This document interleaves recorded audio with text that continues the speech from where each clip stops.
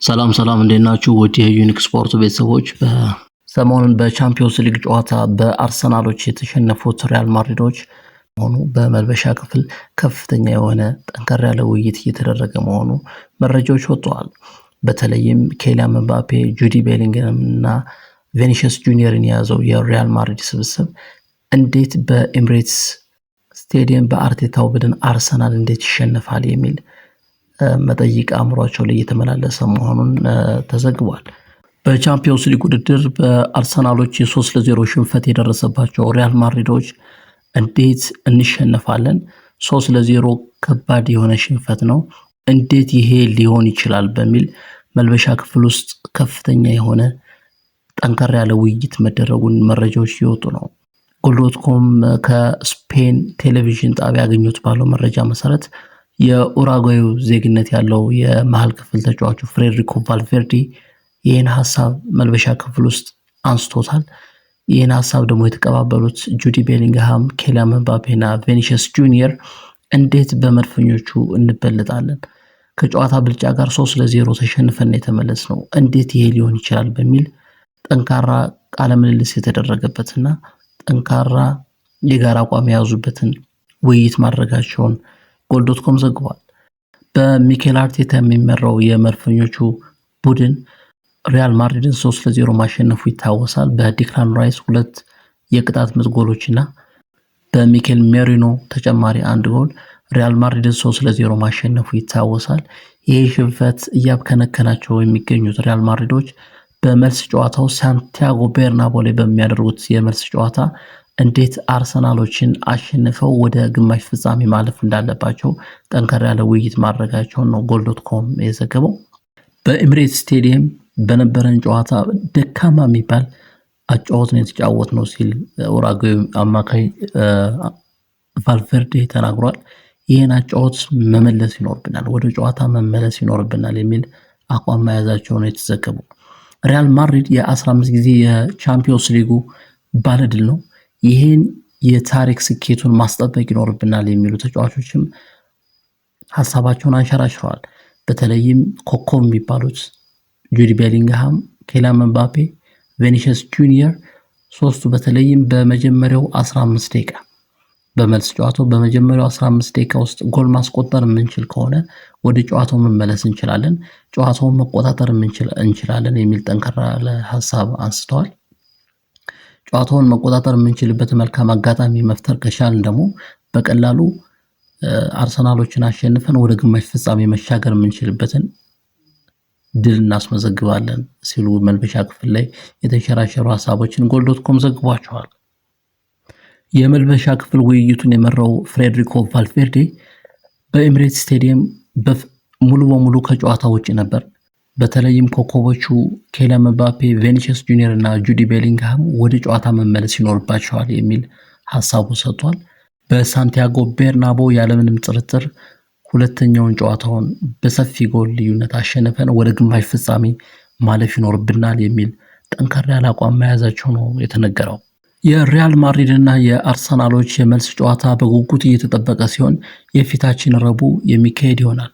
ከዛ በፊት ግን ሪያል ማድሪዶች በስፔን ላሊጋ ከአላቪስ ጋር ያለባቸውን የስፔን ላሊጋ መደበኛ ጨዋታ የሚያደርጉ ሲሆን ከዛ በኋላ ኤፕሪል 16 ረቡዕ ምሽት ከአርሰናል ጋር በሳንቲያጎ ቤርናቦ የሁለተኛ ዙር ጨዋታቸውን ያደርጋል። ዓለም በጉጉት የሚጠብቀው ይሄ ጨዋታ በማን አሸናፊነት ይጠናቀቅ ይሆን? አርሰናሎች ጨዋታ ውጤታቸውን አስጠብቀው ወደ ግማሽ ፍጻሜ ያልፉን ወይስ ደግሞ አፈር ልሶም ቢሆን መነሳት የለመደው ሪያል ማድሪድ ውጤቱን ቀልብሶ ወደ ግማሽ ፍጻሜ ይሻገር ይሆን? በጉጉት ዓለም የሚጠብቀው ክስተት ነው። የሚኬል አርቴታው አርሰናል ግን ከሜዳው ውጭ በሚያደርገው ጨዋታን በቀላሉ እጅ የሚሰጥ አይመስልም። በተለይም ከፒኤስቪ ኤንዶቨን ጋር ያደረገውን ጨዋታ ስንመለከት በሰፊ የጎል ልዩነት ከሜዳው ውጭ አሸንፎ መመለሱ ይታወሳል። 7-1 በሆነ ውጤት አሸንፎ ወደ ሜዳው መመለሱ ይታወሳል። የሚዘነጋ አይደለም። ይሄን የጨዋታ ፍልስፍና መድገም የሚችሉ ከሆነ አርሰናሎች ያለምንም ጥርጥር በሰፊ የጎል ልዩነት ሪያል ማድሪዶችን ሎስ ብላንኮሶችን የ15 ጊዜ የቻምፒዮንስ ሊግ ባለድሎችን አሸንፈው ወደ ግማሽ ፍጻሜ መሻገር የሚችሉበትን ትልቅ እድል ያሳካሉ ማለት ነው። ምንም እንኳን በአርሰናል ቤት ያለው የተጫዋቾች ጉዳት አሳሳቢ ቢሆንም በአርሰናል ተጫዋቾች መካከል ያለው የአሸናፊነት ሞራልና ወኔ ሪያል ማድሪዶችን ከባድ ሊያደርግባቸው እንደሚችል ይጠበቃል። በተለይም ቡካዮ ሳካ ወደ ጨዋታ ከተመለሰ በኋላ የአርሰናሎች ያጫወት ዘዴና የኳስ ቁጥጥራቸው ከፍተኛ እየሆነ መምጣቱ የሚዘነጋ አይደለም። የአምበሉ ኦዲጋርድ ወደ ጨዋታ መመለስ ከፍተኛ ለውጥ በአርሰናል ቤት ውስጥ የፈጠረ ሆኗል። እንደዚሁም ደግሞ የዲክላን ራይስ የቅጣት ምቶችን ግሩም በሆነ ሁኔታ የማስቆጠር ልዩ ብቃት፣ ይህም ሌላው ለአርሰናሎች ጥንካሬ ሌላው የጀርባ አጥንት ነው ማለት ይቻላል። ውጤቱ ምንም ይሁን ምን የሳንቲያጎ ቤርናባው የአርሰናልና ሪያል ማድሪድ ፍልሚያ ግን ከወዲሁ በበርካታ ስፖርት አፍቃሪያኖች በጉጉት እየተጠበቀ ይገኛል። በተያያዘ መረጃ ጣሊያናዊ አሰልጣኝ ካርሎ አንቸሎቲ ሪያል ማድሪድ ውስጥ በአጋጠማቸው የውጤት ማጣት ምክንያት ክለቡን ሊለቁ እንደሚችሉ መረጃዎች እየወጡ ነው። የሪያል ማድሪድ ክለብ አመራሮች ደስተኛ ለመሆናቸውን በአሰልጣኙ እየተዘገበ ሲሆን በተለይም ዋና የሚባሉ ዋንጫዎችን ወደ ሪያል ማድሪድ ማምጣት የማይችሉ ከሆነ የመጨረሻውን ዋጋ ሊከፍሉ እንደሚችሉ እየተነገረ ነው።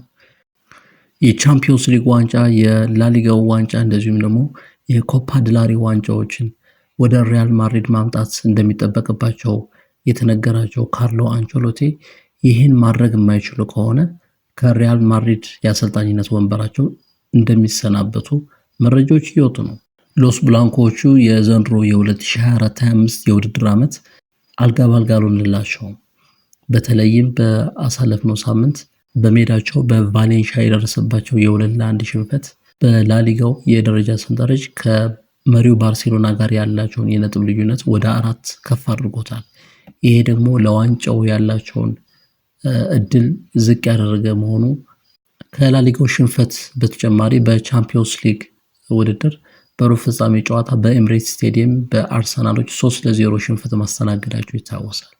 ይሄ ደግሞ ሌላው ራስ ምታት ሆኖ ለአሰልጣኝ ካርሎ አንቸሎቲ የመሰናበት ምክንያት ሊሆን እንደሚችል ተዘግቧል። በኮፓ ድላሬ ውድድር ደግሞ ከባርሴሎና ጋር የዋንጫ ጨዋታቸውን ለማድረግ ቀነ ቀጠሯቸውን የሚጠብቁት ሪያል ማድሪዶች ባርሴሎናዎች ዘንድሮ ካሉበት የአቋም መሻሻል አንጻር ስናየው ምናልባትም ዋንጫው ወደ ካታሎኑ ክለብ ባርሴሎና ሊሄድ እንደሚችል ይጠበቃል። አሰልጣኝ ካርሎ አንቸሎቲ ከገቡበት የውጤት ማጣት የተነሳ ምናልባትም ከሪያል ማድሪድ አሰልጣኝነት ቦታቸው የመነሳታቸው ነገር የሚያጠራጥር አይመስልም።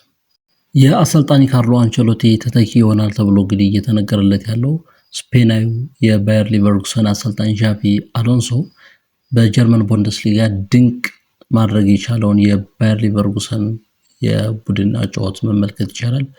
በጣም መልካም የሚባል ጊዜ እያሳለፈ ያለው ዣቪ አሎንሶ የጣሊያናዊ አሰልጣኝ ካርሎ አንቸሎቲ ተተኪ ሊሆን እንደሚችል እየተዘገበ ነው።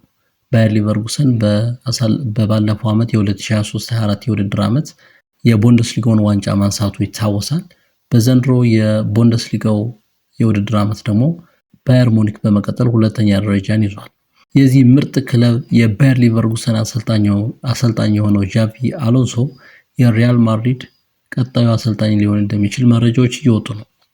ነገር ግን ዣቪ አሎንሶ የሚምጣ ካርሎ አንቸሎቲ የሚቀጥሉ በተለይ አሁን ባለው የሪያል ማድሪድ ቁመና ካርሎ አንቸሎቲን ከስራ ማባረር መፍትሄ ሊሆን እንደማይችል በርካታ ጋዜጠኞች ሀሳባቸውን እየሰጡ ነው።